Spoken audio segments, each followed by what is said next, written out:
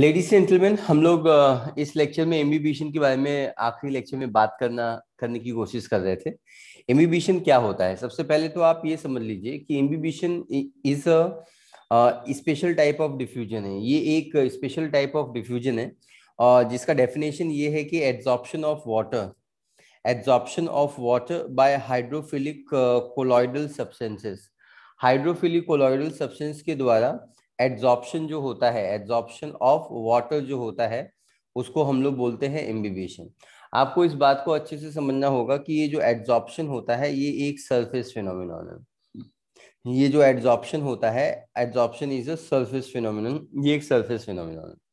तो अगर अगर pectin, protein, starch and cellulose, ये नीट के लिए बहुत ही अच्छा इंपॉर्टेंट क्वेश्चन होगा, जिसके अंदर आप समझ सकते हैं कि अगर अगर की इम्बिबिशन जो प्रॉपर्टी है वो सबसे ज्यादा है।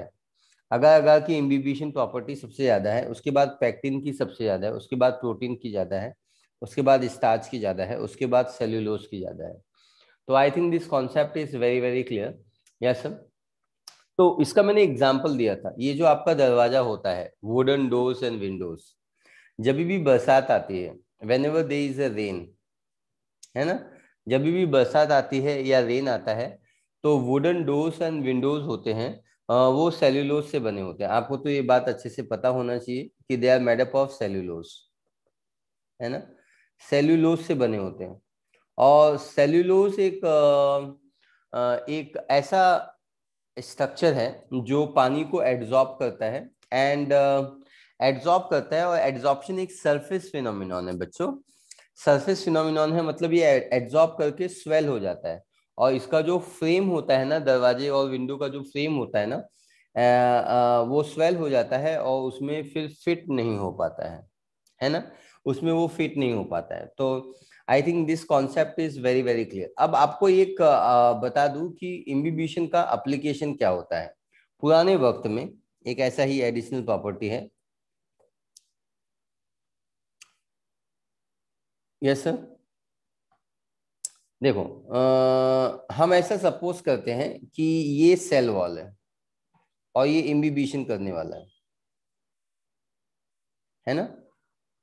तो एग्जैक्टली में होगा क्या, आप देखिए जरा। जब ये पानी को एड्सॉर्ब करता है, तो सपोज हमने यहाँ पे ये सेल वॉल का बॉर्डर डिसाइड किया हुआ है। ये सेल वॉल का बॉर्डर है और ये सेल वॉल है ना। Very nice.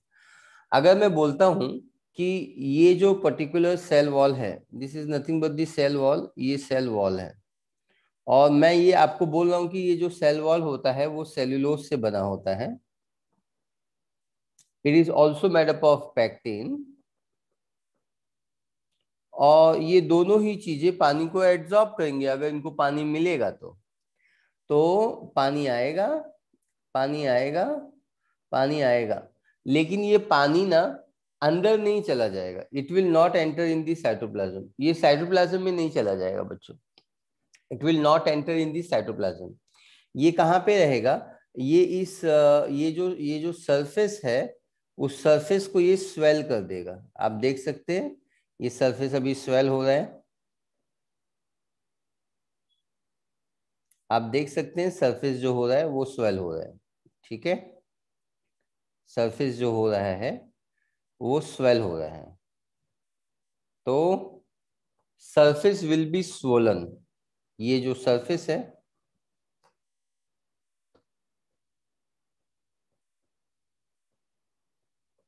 स्वोलन। अब ये जो सेल वॉल है, ये जो सेल वॉल है ना, ये जो सेल वॉल है, ये जो सेल वॉल है, ये सेल वॉल को हम लोग क्या बोलते हैं? इस सेल वॉल को हम बोलते हैं इम्बीबेंट। क्या बोलते हैं इस सेल वॉल को? We call this particular cell wall as a इम्बीबेंट।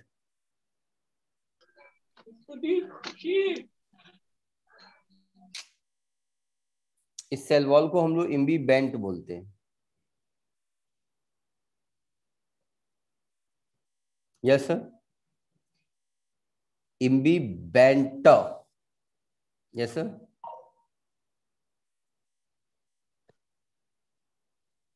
इम्बीबेंट।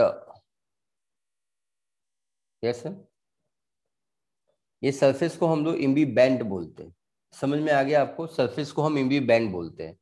और जो पानी जो एब्जॉर्ब, ये they is going to be water, is going to be absorb, water क्या होगा यहाँ पे? एड्जॉर्ब हो जाएगा, वाटर विल बी एड्जॉर्ब्ड, पानी यहाँ पे एड्जॉर्ब हो जाएगा। Yes sir. अब आपको समझ में आ जाना चाहिए कि इसका एप्लीकेशन क्या होता है, इस चीज का, इस एक्टिविटी का एग्जैक्टली में एप्लीकेशन क्या होता है, इस बात को समझने की कोशिश कीजिए। जब हम इस चीज के एप्लीकेशंस के बारे में बात करते हैं, when we talk about the application, हम इसका एप्लीकेशन बात करते हैं, इम्बिबिशन का एप्लीकेशन क्या होता है ना? तो सबसे पहला इसका एप्लीकेशन ये होता है कि it help in adsorption of water, है ना? तो नंबर वन, ये जो हमारा मैंगो सीड होता है, हम लोग एक एग्जांपल लिख के बात करेंगे। Number one example, mango seed. हम किसी भी सीड के बारे में बात करते हैं, लेकिन इस समय सही वक्त है मैंगो सीड के बारे में बात करने के लिए। तो मैंगो लोगों ने खाना चालू कर दिया हुआ है, वेरी गुड। अब ये जो मैंगो सीड होता है, ये जो मैंगो सीड है, ये सीड को हम लोग थ्रो कर देते हैं, है ना? We throw this particular seed. अब ये सीड क्या जर्मिनेट होता है? So do not germinate, do not germinate in summer, do not germinate, do not germinate in summer. ये समर में जर्मिनेट नहीं होता है, अच्छी बात है। अगर ये समर में जर्मिनेट नहीं होता है, do not germinate in summer, ये समर में जर्मिनेट नहीं होता है। अगर ये समर में जर्मिनेट नहीं होता है, तो आपको ये समझना होगा कि अगर ये जर्मिनेट नहीं होता है तो क्यों जर्मिनेट होता है? बिकॉज लैक ऑफ वाटर, इसको पानी की कमी है, लैक ऑफ वाटर। अब बच्चों क्या आएगा? मानसून आएगा। As the monsoon arise, as monsoon, monsoon arise, जैसे ही मानसून अराइज होगा, फिर क्या होगा? ड्राई सीड, ये जो ड्राई सीड रहेगा, ड्राई सीड या कोई भी ड्राई वुड, ये वाटर को एब्जॉर्ब करेगा। तो इम्बिबिशन एक पहला स्टेज है जिससे कोई भी जो सेल होता है, कोई भी जो सीड होता है, जर्मिनेट होते वक्त वाटर को एब्जॉर्ब करता है और बाद में उसी पानी को एब्जॉर्ब करता है। एब्जॉर्ब, एब्जॉर्ब वाटर, जैसे इसी चीज को क्या करता है, वो पानी को एब्जॉर्ब करता है। Application number two, application number two के बारे में बात करते हैं, इसका दूसरा एप्लीकेशन के बारे में बात करते हैं, है ना? ना प्यारे बच्चों, प्री हिस्टोरिक टाइम पे, दूसरा application, prehistoric time, prehistoric, historic time या prehistoric period, prehistoric time या प्री हिस्टोरिक पीरियड के बारे में बात कर रहे हैं। Yes sir, prehistoric time के वक्त में yes sir, pointed wood use किया जाता था। इधर देखो, अगर ये बड़ा सा पत्थर है, यस सर, एवरीबॉडी फोकस है, ये बड़ा सा पत्थर है, बड़ा सा, बड़ा सा पत्थर है, एकदम बड़ा सा पत्थर है, यस सर, ये बड़ा सा पत्थर है और इस पत्थर को, पत्थर के टुकड़े टुकड़े करने हैं, मतलब इसको ब्रेक करना है। ये बड़े पत्थर को, पुराने वक्त में पत्थर को कैसे ब्रेक किया जाता था, ये मैं आपको सिखा रहा हूँ। उन लोगों को यही पता था, इम्बिबिशन का प्रोसेस पता था। प्री हिस्टोरिक टाइम पे या प्री हिस्टोरिक वक्त में एक लकड़ी से बनी हुई चीजें, जो पॉइंटेड लकड़ी है, जैसे ये पेन है ना, ये पॉइंटेड है, ये दिस विल बी इंसर्टेड, ये यहाँ पे इंसर्ट किया जाता था। यस सर, हाँ हाँ, हैमर की मदद से, हैमर की मदद से इसको इंसर्ट किया जाता था, है ना? इंसर्ट कर दिए, पक्का ना? अब इंसर्ट करने के बाद ना, कंटिन्यूसली इंसर्ट, तो ये क्या है? पॉइंटेड वुड है, तो we call it as a pointed would.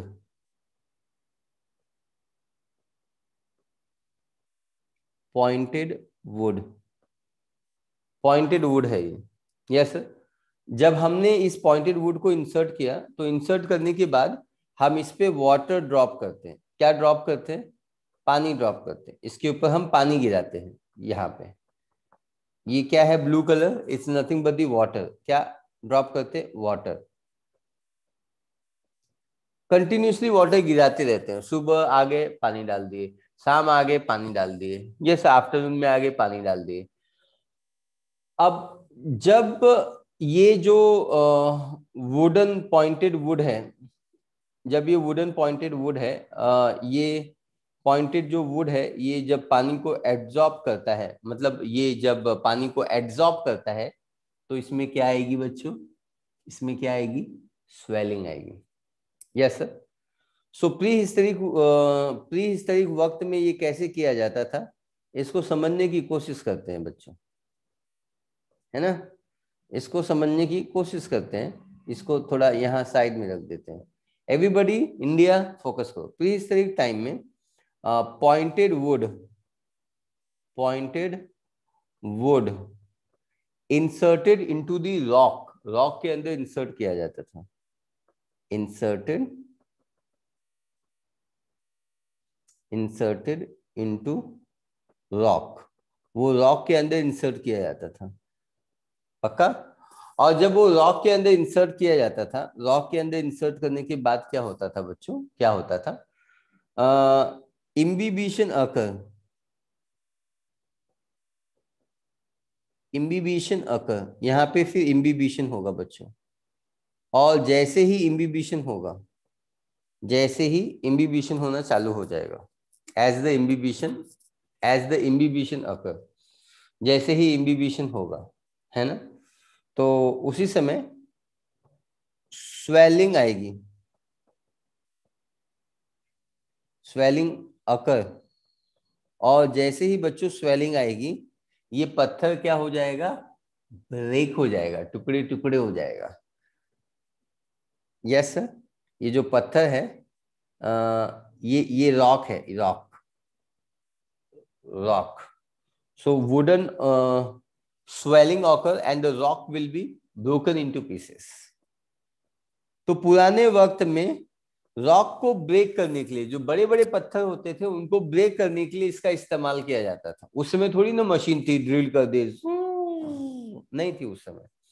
Rock will be broken into pieces,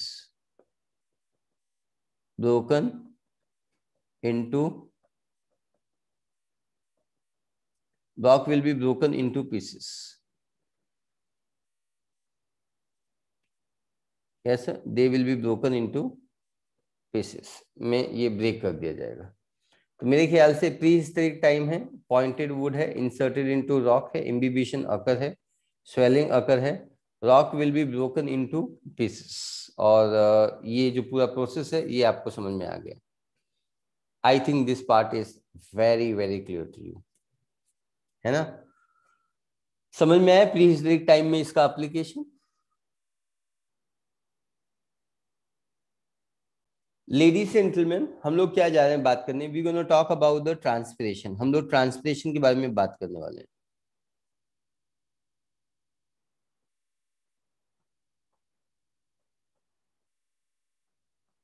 yes sir. आप सभी ने बचपन में कई बार ट्रांसपिरेशन वर्ड यूज किया हुआ है, और ट्रांसपिरेशन का मतलब आपको जरूर पता होगा कि ट्रांसपिरेशन का मतलब एग्जैक्टली में होता क्या है। ट्रांसपिरेशन का मतलब होता है loss of water in the form of water vapour. पानी वेपर के फॉर्म में लॉस होता है। Yes sir, is that clear? From the aerial part of the plant, loss of water in the form of water vapour from the aerial part of the plant. So सबसे number one point है, it is always going to be the definition. आप सभी लोग लिखते रहेंगे, loss of water in the form of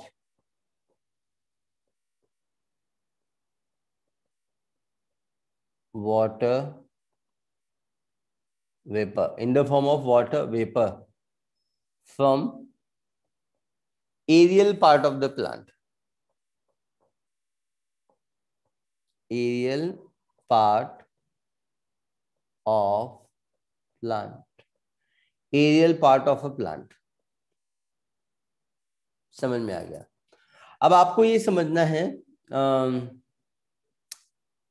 कि transpiration जब भी होता है, यस सर, तो लॉस ऑफ वाटर तो होता है, लेकिन उस वाटर के साथ साथ जहां से भी ट्रांसपिरेशन होता है वहां पे गैस एक्सचेंज हो सकता है क्या? ऑक्सीजन आ जा, CO2 जा जा, हो सकता है क्या? हो सकता है। सो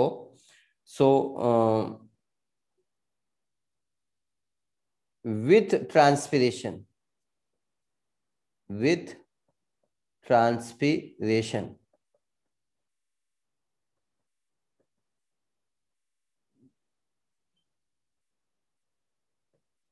there will be exchange of gases.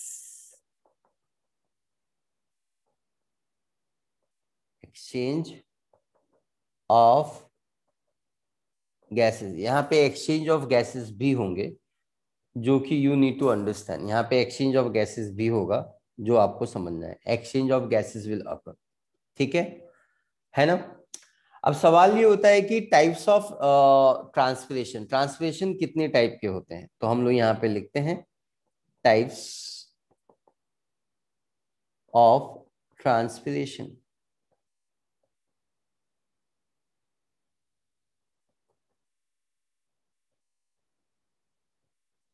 जब हम लोग ट्रांसपिरेशन के बारे में बात करते हैं तो ट्रांसपिरेशन के का जो सबसे पहला टाइप होता है उसको हम लोग बोलते हैं स्ट्रोमेटल ट्रांसपिरेशन। ये सबसे मेन टाइप ऑफ ट्रांसपिरेशन रहता है।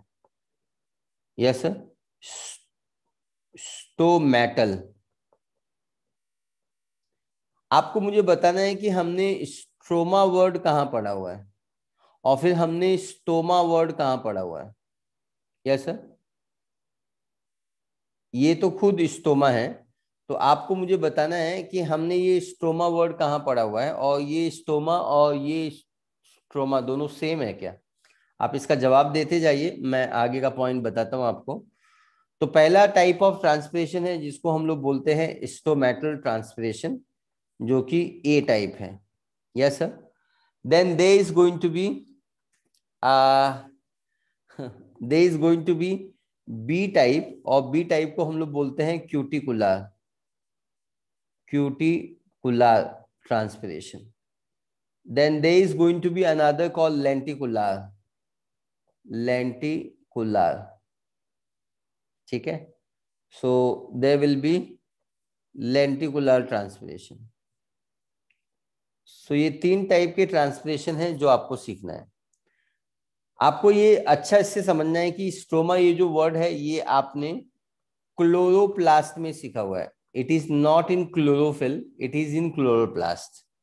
यस सर, तो क्लोरोप्लास्ट जब मैंने सेल चैप्टर पढ़ाया था तो क्लोरोप्लास्ट के अंदर ये स्टोमा पाया जाता है और इसके बारे में हमने बात की है, जो आपको समझ में आ जानी चाहिए। यस, तो आप इसको याद रखिए। चलो, जब हम स्टोमेटा के बारे में बात करते हैं तो इसमें जो ट्रांसपिरेशन का जो परसेंटेज होता है वो करीबन 50 to 90% जो ट्रांसपिरेशन होता है वो स्टोमेटा के थ्रू होता है, ठीक है? 50 to 90% होता है, एंड इट इज क्यूटिकल से it is going to be 9 to 10% यहाँ पे करीबन ट्रांसपिरेशन होता है, और टोटल ट्रांसपिरेशन एरियल पार्ट से क्यूटिकल के थ्रू थोड़ा कम होता है, लेकिन लेंटिकुलर से ये और भी कम होता है। It is going to be 0.1 से लेके आई थिंक 1% इतना ही होता है। Yes sir, is that clear?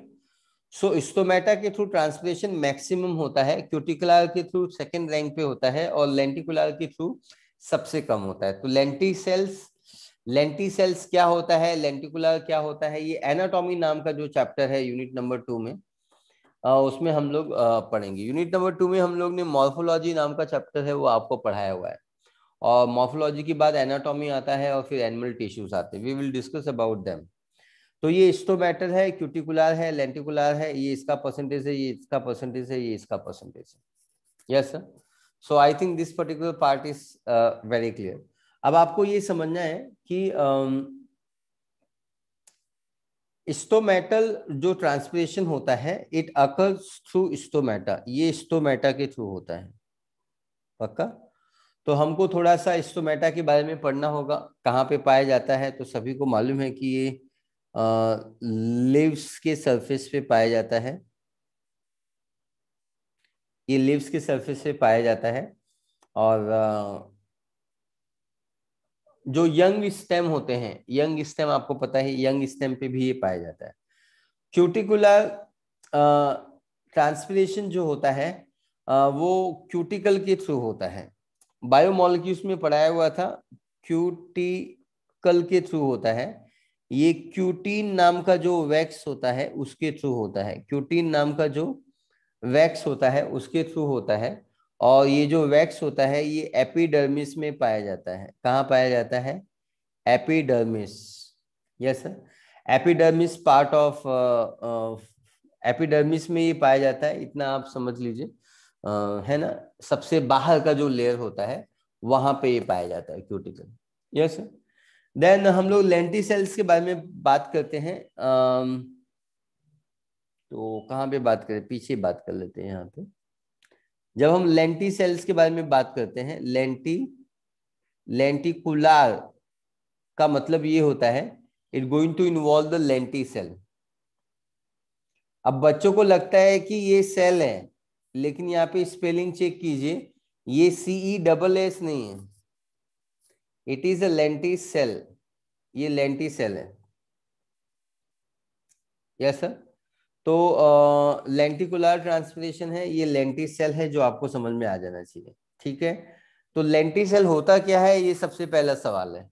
तो लेंटी सेल जो होता है वो माइन्यूट पोर्स होते हैं, माइन्यूट पोर्स, छोटे छोटे छेद रहते हैं, माइन्यूट पोर्स रहते हैं, माइन्यूट पोर्स रहते हैं। और ये कहाँ पे रहते हैं? They are going to be found, ये जो होता है minute pores which are present on, these are present on woody, woody stem पे पाए जाते हैं, वुडी स्टेम पे पाए जाते हैं, woody stem and epidermis of woody fruit, woody fruit, ऐसा फल जो वुड से कवर्ड रहता है, वुडी फ्रूट्स पे पाया जाता है। पक्का? सो वुडी में कैसा होगा? बादाम का छिलका है। Yes sir. तो वुडी जो फल होते हैं उनमें ये पाया जाता है। और this is called as a lenticular transpiration. Yes sir. लेकिन सबसे पहले आपको ये अच्छे से समझना है, वुडी स्टेम, स्टेम में ये काफी क्लियर तरीके से पाया जाता है और it can be easily observable. ठीक है। There is a one special type of transpiration, उसको हम लोग बोलते हैं फॉलियार ट्रांसपिरेशन। क्या बोलते हैं हम इसको? फॉलियार transpiration.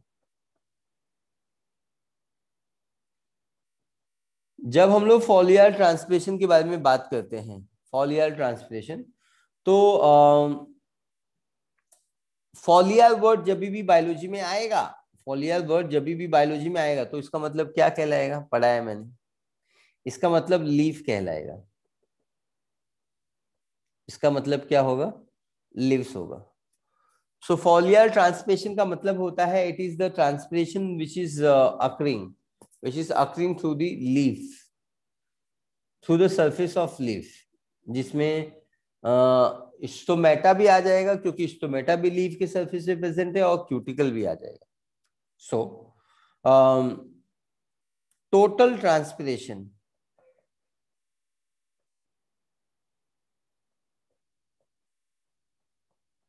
total transpiration takes place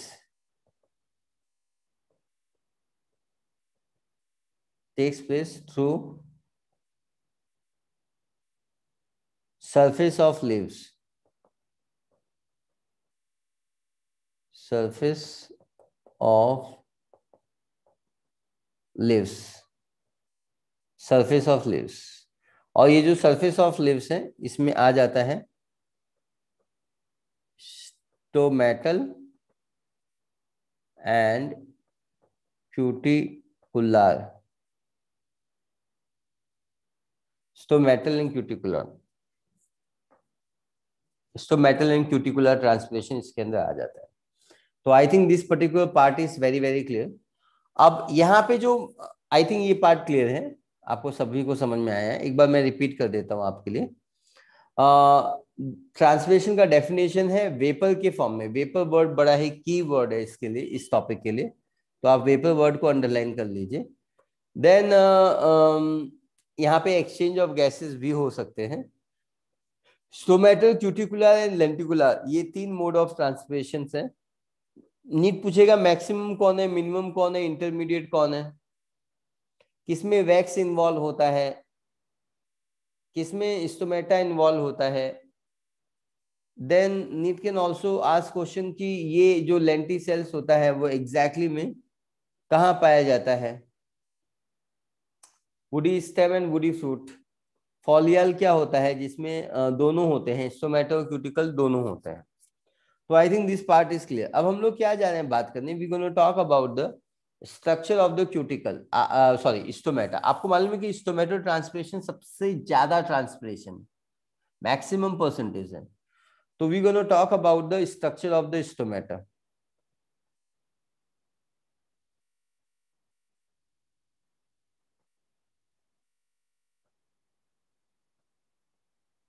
structure of stomata के बारे में हम लोग बात करने वाले हैं। Yes sir. तो आपको इस बात को अच्छे से समझना है कि आई यूज द सेल्स, हम लोग ग्रीन कलर यूज करते हैं, right, that will be nice. Everybody focus है। हमारे पास ये सेल्स है, जरा फोकस कीजिए।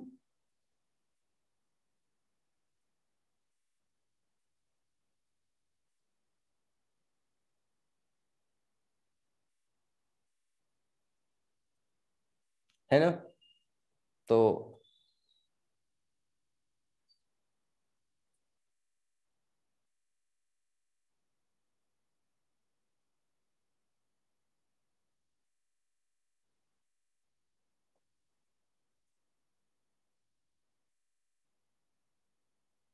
ये है स्टोमेटा जो आप देख पा रहे हैं इस समय, राइट, दिखाई दे रहा है आपको। ये एक स्पेशल सेल है, ये स्पेशल सेल्स है। आप देख सकते हैं कि ये जो सेल्स होते हैं वो आपको थोड़ा सा किडनी शेप दिखाई दे रहे हैं।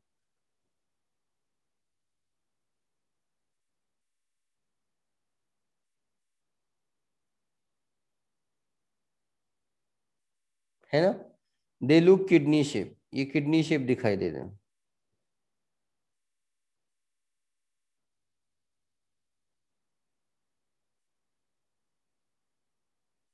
पक्का?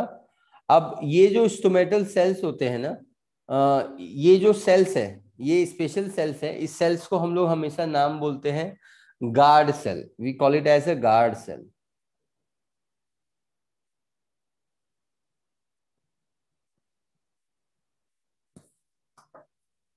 Yes sir. तो ये guard, everybody will focus here. तो ये जो सेल्स है इसको हम लोग बोलते हैं गार्ड सेल। देखो बच्चों, इसके बाजू में ना यहाँ पे ये जो गार्ड सेल होता है ना, सबसे पहले आप ये यहाँ पे इस चीज को समझने की कोशिश कीजिए थोड़ा सा। एक मिनट, हम इसको हम साइड करते हैं थोड़ा सा। इधर देखो, यहाँ पे आओ। अ, आप ऐसा सपोज कीजिए कि ये आपका एपिडर्मिस है।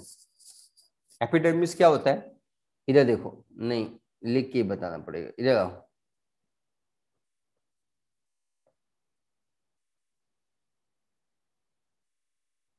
ओके, ना एवरीबॉडी विल फोकस हियर।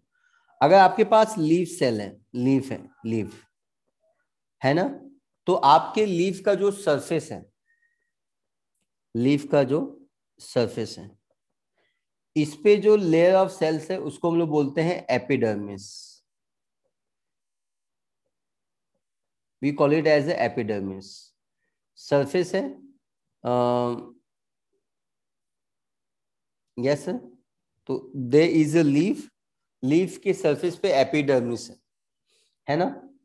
तो एपिडर्मिस किससे बना होता है? एपिडर्मल सेल से बना होता है।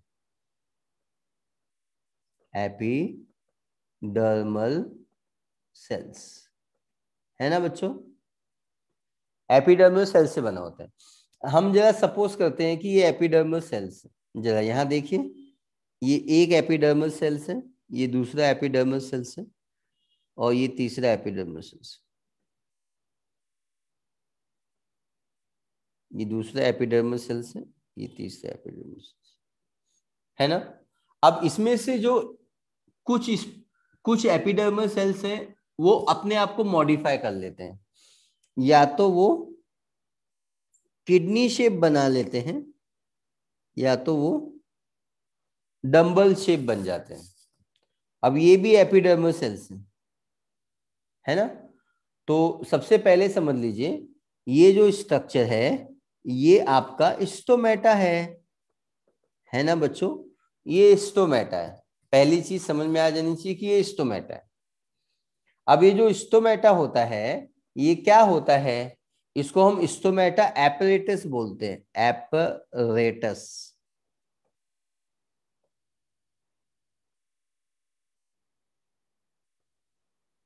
इसको हम स्टोमेटा एपरेटस बोलते हैं, पक्का। We call it as a stomata apparatus बोलते हैं, हम इसको स्टोमेटा एपरेटस बोलते हैं। इस एपरेटस में दो चीजें आती हैं, गार्ड सेल आता है,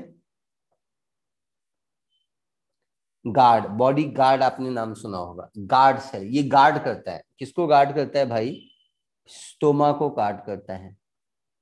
तो यहाँ पे ये जो स्ट्रक्चर सेंटर में जो ओपनिंग है इसको हम लोग क्या बोलते हैं? We call it as a stoma. Stoma और स्ट्रोमा दोनों वर्ड में डिफरेंस है। स्टोमा वर्ड जब भी बायोलॉजी में आएगा इसका मतलब देखो, माउथ कहलाएगा, माउथ अगर नहीं याद आएगा तो इसका मतलब ओपनिंग भी होता है, इसका मतलब ओपनिंग भी होता है। तो अच्छी बात है, ध्यान से समझिए। ये स्टोमेटा एपेटस है, इसके अंदर गार्ड सेल्स रहेगा और स्टोमा रहेगा, पक्का क्लियर है।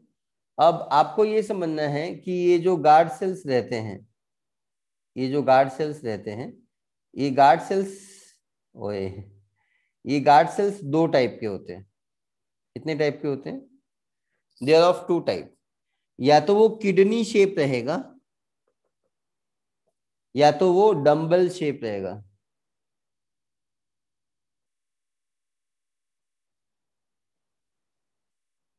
या तो वो किडनी शेप रहेगा या तो वो डंबल शेप रहेगा। किडनी शेप कहाँ पे रहेगा? डायकॉट प्लांट में। वाह वाह वाह, क्या पढ़ाते हो, डायकॉट में। और डंबल शेप कहाँ रहेगा? मोनोकॉट में। डंबल उठाए हो जिंदगी में? अच्छा, देखे हो जिंदगी में? डंबल ऐसा होता है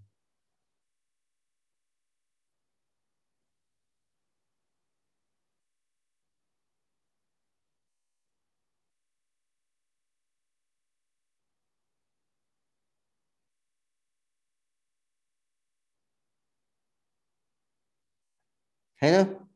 तो ये डंबल है जो आपको समझ में आ जाना चाहिए, है ना। Is that clear?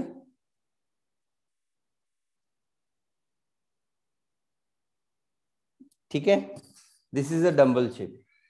तो ये अंडरस्टैंडिंग आपको यहाँ पे आ जानी चाहिए, मोनोकॉट में ये पाया जाता है, पक्का।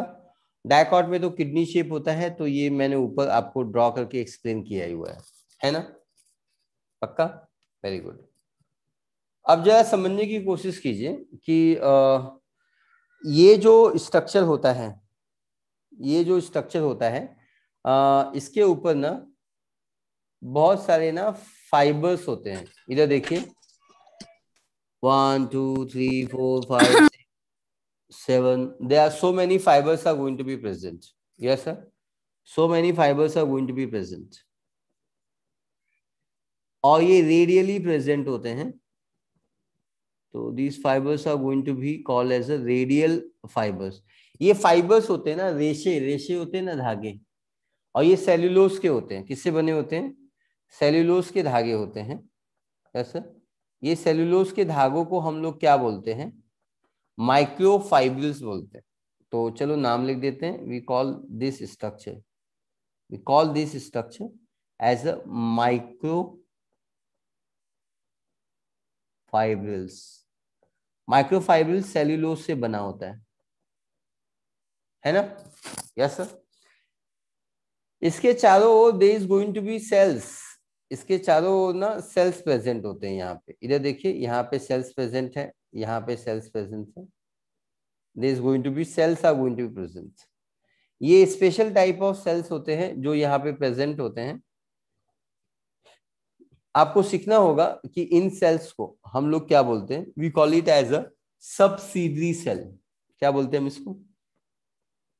सबसिडरी, या हम इसको एक्सेसरी सेल भी बोलते हैं, एक्सेसरी सेल।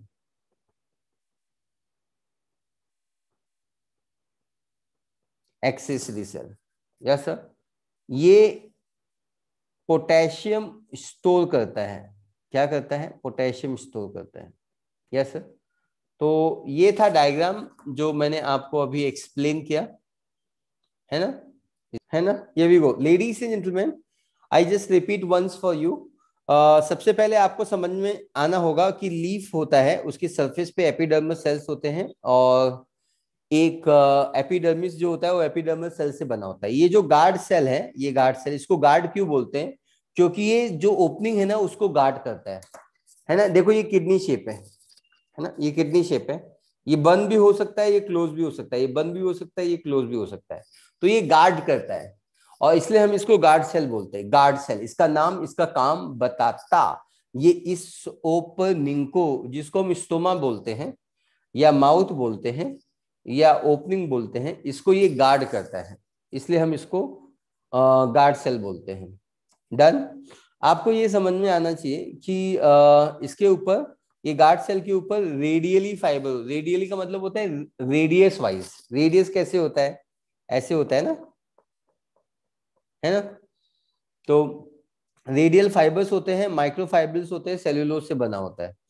ओपनिंग को हम स्टोमा बोलते हैं, माउथ बोलते हैं, और इसके चारों सेल्स होते हैं सब्सिडरी सेल्स, या ए डबल सी आएगा, ये एक्सेसरी सेल्स हम इसको बोलते हैं। We call it as a accessory cell, हम इसको एक्सेसरी सेल्स बोलते हैं।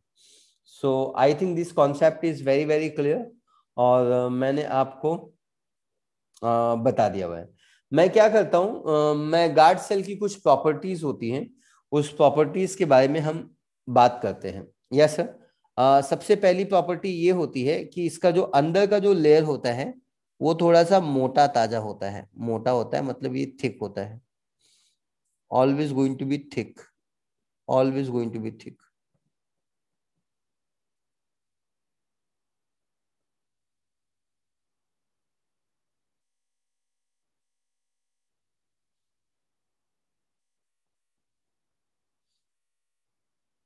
है ना?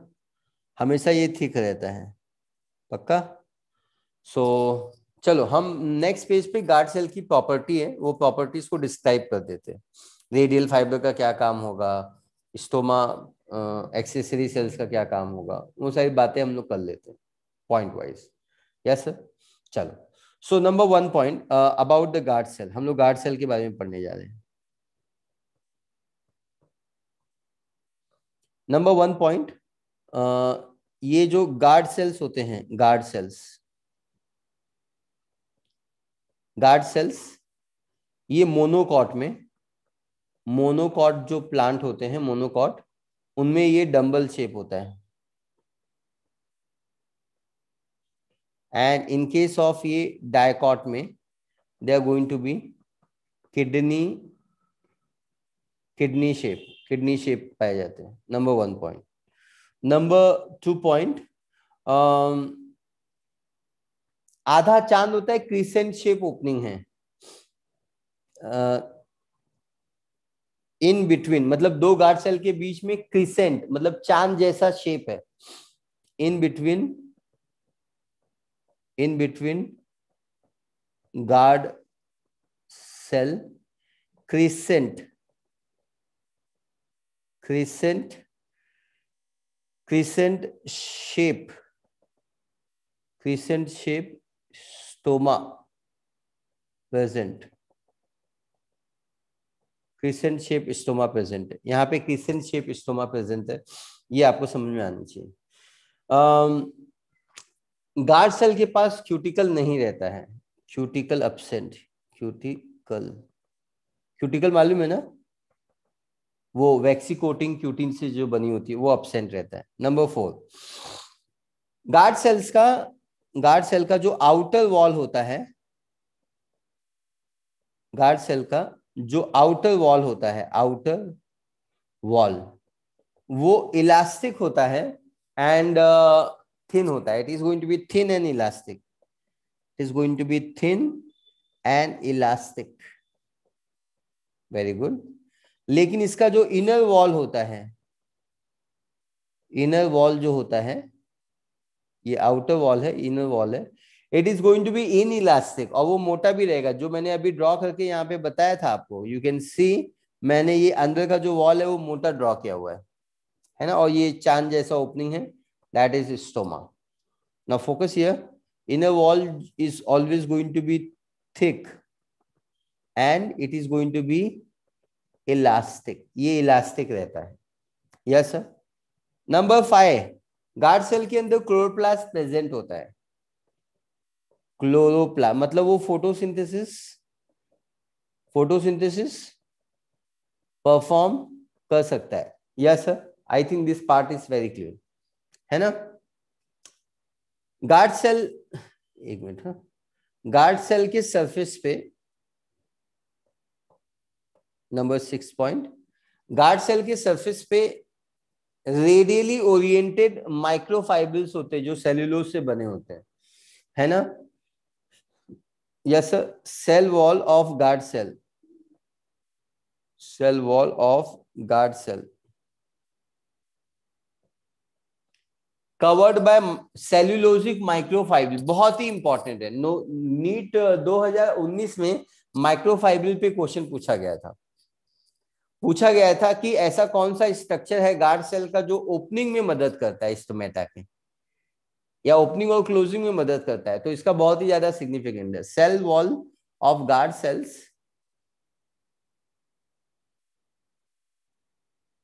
Guard cells have cellulosic microfibril, cellulosic microfibrils, yes sir, which are oriented radially, which are oriented radially, ये oriented होता है, radially oriented होता है। I think it is going to be radially oriented. I think this particular part is very clear. ये जो oriented radially होता है, ये जो माइक्रोफाइब्रिल्स होते हैं, इसका सिग्निफिकेंट ये होता है कि प्ले इंपॉर्टेंट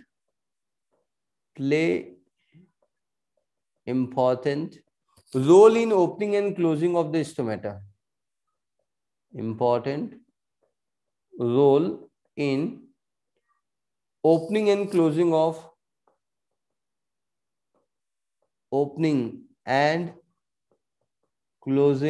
of stomata, ये स्टोमेटा के ओपनिंग और क्लोजिंग में play very very important role. 6 point clear हो गया है। Yes sir, yes sir, is that clear. तो ओपनिंग और क्लोजिंग में बहुत ही ज्यादा इंपॉर्टेंट रोल प्ले करता है। अब एक आखिरी पॉइंट रह गया है एक्सेसरी सेल का। Guard cell covered by, guard cells covered by, guard cell is going to be covered by, guard cell जो होता है it is always going to be covered by accessory या subsidiary cells। Yes sir, accessory या subsidiary cells. और ये जो accessory या subsidiary cells होते हैं, इनका इंपॉर्टेंस होता है, इनका क्या इंपॉर्टेंस होता है, they store the potassium ion. Future में, मतलब कल के लेक्चर में, पोटेशियम आयन का सिग्निफिकेंट आपको समझ में आएगा कि ये कैसे इंपॉर्टेंट रोल प्ले करता है। Yes sir. सो मैं यहाँ पे आगे टू बी कंटिन्यू यहाँ पे लिख देता हूँ। act as reservoir for potassium ion. Reservoir of potassium ions. ये पोटेशियम आयन के लिए रिजर्वायर है. आई think this particular part is very very clear, है ना? आपको ये पार्ट समझ में आ गया है? यस सर, पक्का? कुछ डाउट है किसी को? लेडीज एंड जेंटलमैन, हम लोग बात करने जा रहे हैं इस समय opening and closing of stomata. Yes sir, we gonna talk about the opening and closing of stomata. नया टॉपिक है, opening and closing of stomata. Yes sir, जब हम opening and closing of stomata के बारे में बात करते हैं तो there are different types of theory. अलग अलग टाइप की थियरी होती है. इसको एक्सप्लेन करने के लिए अलग टाइप ऑफ थियरी होती है. बेसिकली आपको सबसे पहला पॉइंट ये समझना है कि जो आपके इस समय आपको समझना है कि in the day mostly in the day the stomata is going to be open. Yes sir. और in the night stomata is always going to be close. मतलब इवनिंग में या नाइट में ये क्लोज होना चालू हो जाएगा. Yes sir. ये मैक्सिमम प्लांट के लिए, कुछ स्पेशल प्लांट होते हैं जो अपना स्टोमेटा नाइट में ओपन करते हैं. Yes sir. तो एक प्लांट होता है जिसको हम कैम प्लांट बोलते हैं. कैम प्लांट, क्या बोलते हैं उसको? कैम प्लांट, है ना? कैम प्लांट का फुल फॉर्म क्या है? क्रैसुलियन एसिड मेटाबॉलिज्म. क्या बोलते हैं? क्रैसुलिएसी फैमिली में बिलोंग करते हैं. हमने मॉर्फोलॉजी में Fabaceae, Malvaceae, Fabaceae, Solanaceae, Liliaceae family सीखी थी ना. वैसे ही एक फैमिली होती है क्रैसुएसी. क्रैसुलियन एसिड मेटाबॉलिज्म. क्रैसुलियन एसिड मेटाबॉलिज्म, ये जो केम प्लांट होता है ये जीरोफाइटिक प्लांट है. नागफनी, ओपोन्चिया, है ना, वो टाइप का प्लांट है. मतलब जो सूखे कंडीशन में रहता है, मतलब ड्राई हैबिटेट पे पाया जाता है. Dry habitat, it is going to be found in dry habitat. Yes sir, it is going to be found in dry habitat. ये ड्राई हैबिटेट पे पाया जाता है. पक्का? सो लेडीज एंड जेंटलमैन, ये केम प्लांट है, जीरोफाइटिक प्लांट है, dry habitat पे पाया जाता है. तो ये दिन में स्टोमेटा ओपन करने की हिम्मत नहीं कर सकता. दिन में अगर ये स्टोमेटा ओपन कर देगा तो ये मारा जाएगा, इसके बॉडी का पानी चला जाएगा, ये विल्ट हो जाएगा, श्रिंक हो जाएगा, मर जाएगा. यस. सो ये जो कैम प्लांट होते हैं, यस सर, ड्राई हैबिटेट में डे में इनका जो स्टोमेटा होता है वो क्लोज होता है, एंड नाइट में इनका जो स्टोमेटा होता है वो ओपन होता है ना. दिन में जो स्टोमेटा होता है वो क्लोज होता है और नाइट में जो स्टोमेटा होता है वो ओपन होता है. पक्का? सो आई थिंक ये पार्ट आपको समझ में आया हुआ है. ये दूसरा पॉइंट है. हम इस समय क्या जा रहे हैं बात करने? हम मोस्ट ऑफ द प्लांट के बारे में बात करने वाले हैं. हम कैम प्लांट के बारे में इस समय कुछ डिस्कस नहीं करेंगे. कैम प्लांट के बारे में थोड़ा और डिटेल में हम लोग चैप्टर कॉल फोटोसिंथेसिस में सीखेंगे, जो कि हमारा अगला चैप्टर होगा ये चैप्टर पढ़ाने के बाद. या सब फोटोसिंथेसिस में हम सीखेंगे. डिफिकल्ट चैप्टर माना जाता है. रेस्पिरेशन मैंने पढ़ा दिया हुआ है. Yes sir. तो कैम प्लांट वहां पे आएगा, डिटेल में आएगा.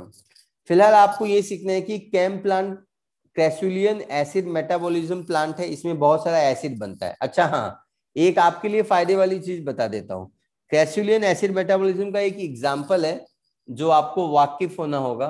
वो एग्जाम्पल है एप्पल, पाइन एप्पल. हाँ, पाइन एप्पल इसका एग्जाम्पल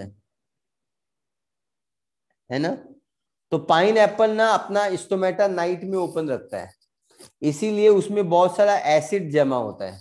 इसलिए नाइट में पाइन एप्पल नहीं खाने का, नहीं तो आपको एसिडिटी मिलेगी गिफ्ट में. पाइन एप्पल हमेशा दिन की सनलाइट में खाने का. जब उजाला हो तब खाने का, अंधेरे में नहीं खाने का, एसिड हो जाएगा, इसलिए इसका नाम है कैसुलिन एसिड मेटाबॉलिज्म। इसमें रात को बहुत सारा एसिड बनता है, तो अगर आप इनको रात को खाओगे तो वो एसिडिटी आपके पेट में जाएगी।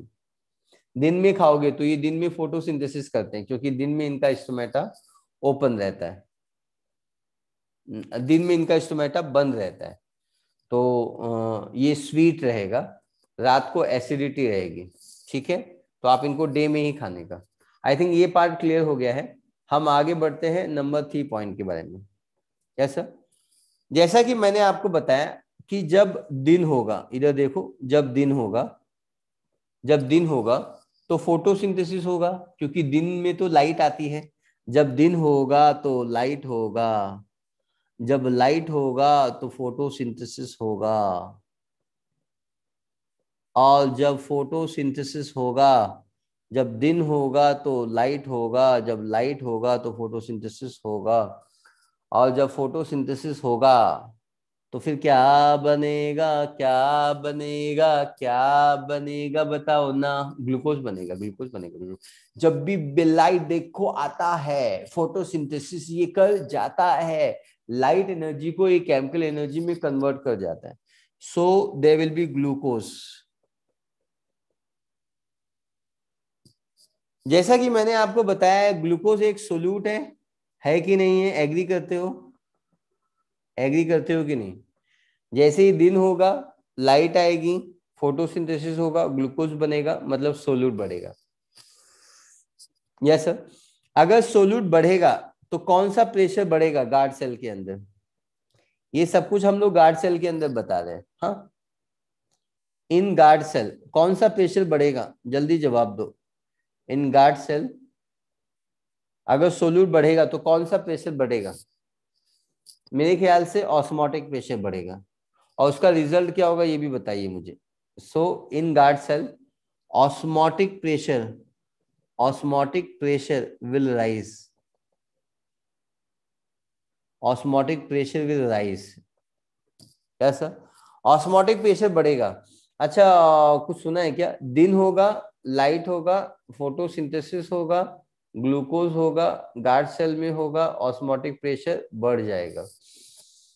अगर ऑस्मोटिक प्रेशर बढ़ेगा, मतलब प्रेशर बिकॉज ऑफ नमक अगर बढ़ेगा, प्रेशर बिकॉज ऑफ नमक अगर बढ़ेगा तो क्या बढ़ेगा? अगर प्रेशर बढ़ता है, नमक का प्रेशर बढ़ता है, तो कौन आता है? अगर नमक का प्रेशर बढ़ जाएगा तो कौन आएगा? ऑस्मोटिक प्रेशर बढ़ेगा तो आगे क्या होगा? नहीं बताए तुम लोग, मैं बताता हूं। एज द ऑस्मोटिक प्रेशर बढ़ता है, जैसे ही ऑस्मोटिक प्रेशर बढ़ता है, सो एंट्री ऑफ वाटर होगी। Very good, very good, very good. There will be entry of water. अगर एंट्री ऑफ वाटर होगा तो कौन सा प्रेशर बढ़ेगा? पानी की वजह से जो प्रेशर होता है उसको क्या बोलते हैं? अगर पानी आएगा तो पानी की वजह से प्रेशर बढ़ेगा, पानी की वजह से प्रेशर को क्या बोलते हैं? नहीं बताए? ठीक है, मैं बताता हूं।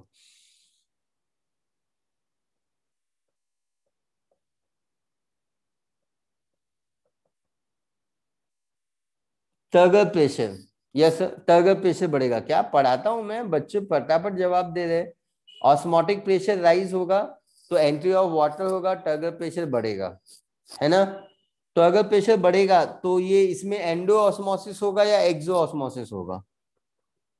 एंडो ऑस्मोसिस होगा, है ना? And guard cell will move outward. देखो, इधर देखो, इधर देखो, ये गार्ड सेल देखो बंद है ना? ये गार्ड सेल बंद है ना?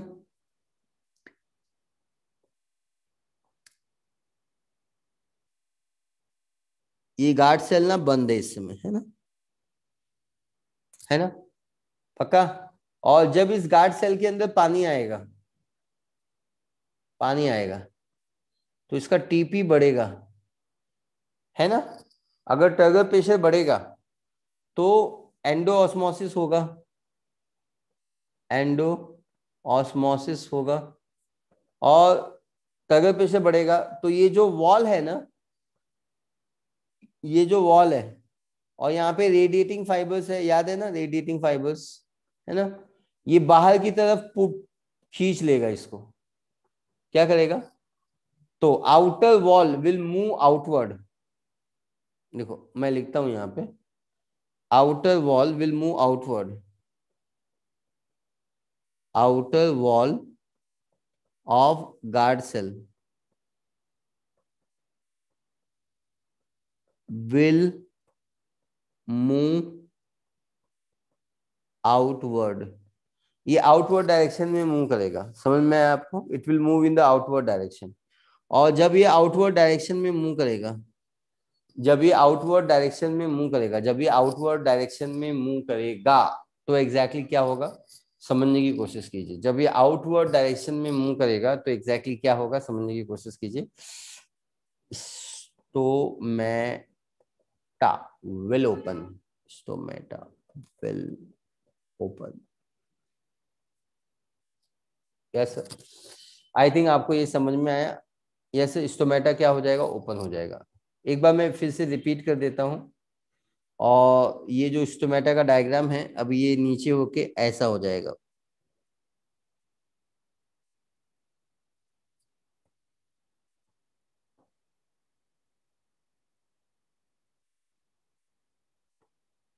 समझा क्या, ओपन हो जाएगा। एक बार रिपीट करता हूं मैं, सूरज हुआ मध्यम, लाइट देखो नहीं ये तो उल्टा हो गया, चलो कोई बात नहीं। सन दिन होगी, लाइट होगा, फोटोसिंथेसिस होगा, ग्लूकोज बनेगा, और गार्ड सेल में ऑस्मोटिक प्रेशर बढ़ जाएगा जी। और जैसे ही गार्ड सेल में ऑस्मोटिक प्रेशर बढ़ जाएगा, पानी की एंट्री होगी, वाटर की एंट्री होगी, टर्गर प्रेशर बढ़ेगा, एंडो ऑस्मोसिस होगा, outer wall of the guard will move outward, ये स्ट्रेच होगा, थोड़ा सा स्ट्रेच होगा, स्ट्रेच खींचेगा, बाहर की डायरेक्शन में खींचेगा, स्टोमेटा विल बी ओपन। जैसा स्टोमेटा क्या हो जाएगा, ओपन हो जाएगा। तो मेरे ख्याल से आपको ये कॉन्सेप्ट समझा है। ये concept is not the only concept, ये कॉन्सेप्ट का थोड़ा डिसएडवांटेज, इसके बारे में हम चर्चा करेंगे कल। और एक और थियरी है स्टोमेटा ओपनिंग क्लोजिंग की, वो ज्यादा एक्सेप्टेबल थियरी है, उसको हम बात करेंगे, ठीक है। आई थिंक आपको कोई डाउट नहीं है, आपको टॉपिक समझ में आया हुआ है। आपका बहुत बहुत धन्यवाद।